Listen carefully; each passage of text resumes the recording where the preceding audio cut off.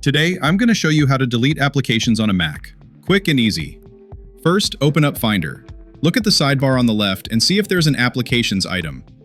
If you don't see it, go to the Go menu at the top, then choose Applications. Once the Applications window opens, find the app you want to remove. Right-click on it and select Move to Trash, or just drag it into the trash icon down in the dock. And that's it. The app is now removed from your Mac. If you want to free up some space on your hard drive, you can delete leftover cache files that the app created. Just open the folders I've listed in the description below.